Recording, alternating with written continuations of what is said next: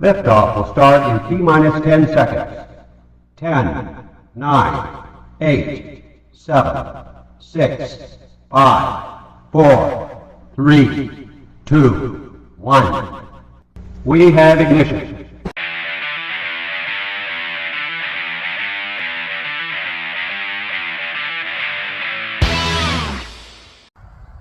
Old Massey Ferguson.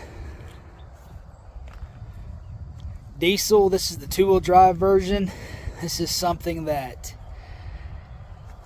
a lot of people, I'll tell you guys what, this tractor right here, it could be negative 10 degrees outside and this thing will still start. As you can see, it's been well used.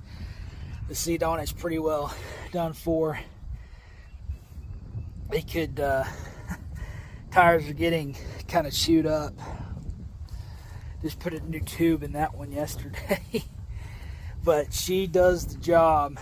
And at the end of the day, guys, that's all that really matters. And honestly, I'd rather have one of these than one of the new ones that they have all that death and all that crap on them. I mean, this old tractor right here is something that I will say, they don't make them like this anymore. And there's a lot of things. It does have power steering, which a lot of people thought that these old tractors don't, but they do. And I'll show you guys right here. Power steering fluid added in right there. As you can see, a lot of people think that these tractors are bad and because they always look wet, but just greasy and oil, and it does leak just a little bit of oil, but that's actually pretty common, especially on old diesels. These old Fergusons, though. So they actually only made this tractor for 11 years, this particular model right here, which I find to be something that's really fascinating. And I've been doing a lot of research on these old tractors here lately. And I'll tell you what, guys, I mean, if you guys are wanting a tractor and if you can find one like this, this is something, I'm telling you, don't hesitate to buy these. I mean, these things will still be running. I mean, you know, they made them from 64 to 75, this model right here.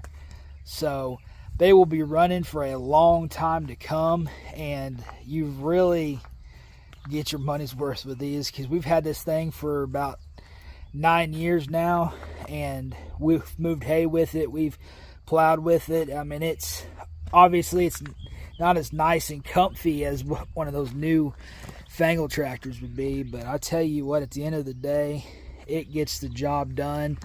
You don't need brand new equipment with air ride and everything else and every other fancy gizmo out there to get your job done, guys. I mean, this tractor gets it done. It does have the high and the low, forward and back, PTO control, all that good stuff. A lot of people think that that it has a lot of hoses, and that just looks like a nightmare to a lot of people. But I'll tell you guys this, it really isn't. And it's got the adjustable wheels.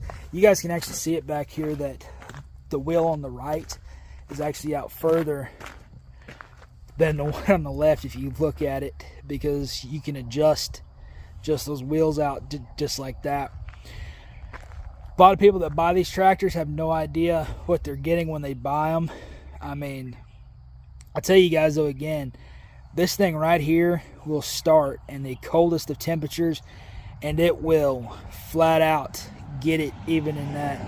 Old man that we got it off of actually said that, and you know, you think, oh, diesel, it's not gonna start out there in those really cold temperatures like that.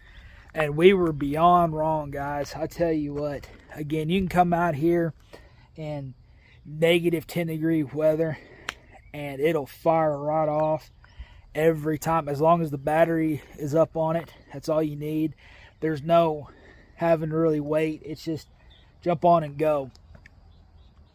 This one is a two-wheel drive. It is something that gets into a lot of things, because two-wheel drives are actually really common in these tractors.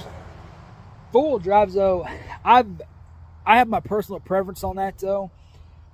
You really don't need four-wheel drive on a tractor unless if you're going into some really wet areas and stuff, though. Back down in Louisiana where I'm from, four-wheel drive would be way more common and way more needed. Up here in Missouri, not as much. Again, we drove this one out there in the snow and stuff, though, and never had any problems with it. Of course, we don't have quite as hilly land as what some people have in this state with all the hills and everything. Really, my biggest thing is if you're going to own something like this, though, keep it under a shed or a barn, because that's when you really start having a lot of wear and tear. I mean, you can keep them outside. I mean, there's a lot of people that do, but I recommend you keep them underneath something to keep them dry. I mean, to me, it's just like having a vehicle or a camper. You want to keep your vehicle in the garage so it doesn't start peeling from the sun. Yeah, it takes a long time, but when it starts peeling, it don't stop. And then same thing with like a camper. You keep it covered, otherwise the roof will rot. That's the same thing with these old tractors. Here's a view of the gauges and being up here.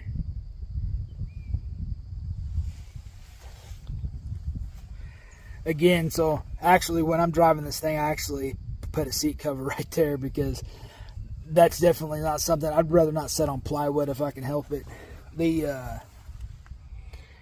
She's definitely got quite a bit of get and go. We've been out on the road with it some out here, just moving hay back and forth, and she's definitely served a good purpose and everything.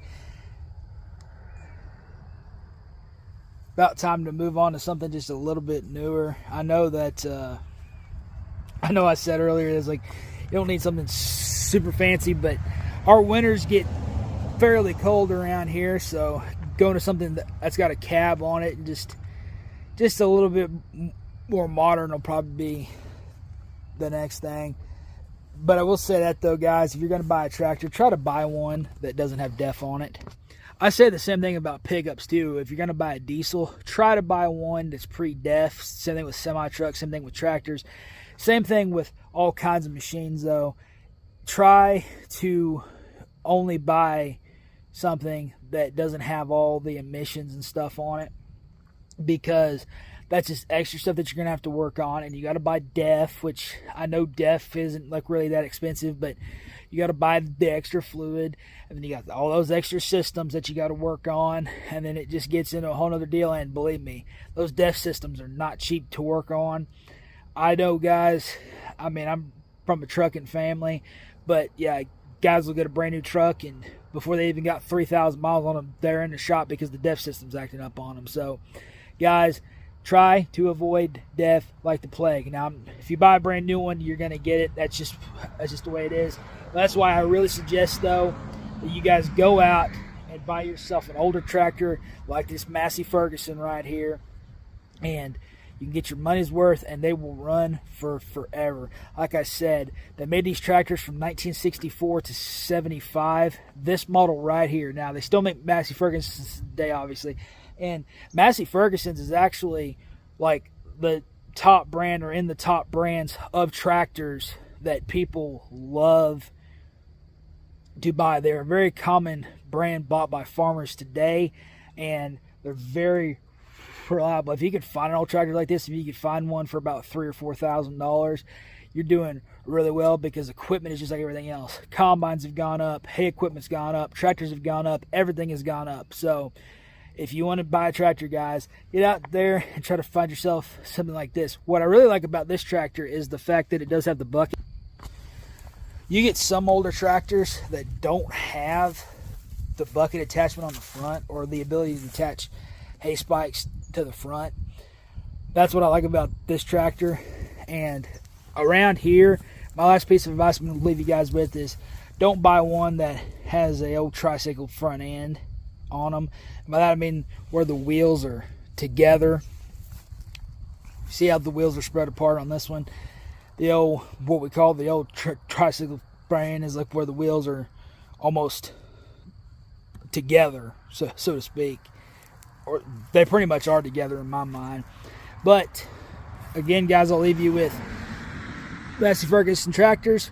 Really great tractors. Check them out. God bless each and every one of you. I'm Jared with General Exploration and Discovery. Subscribe and turn on all notifications so you don't miss any of our weekly uploads.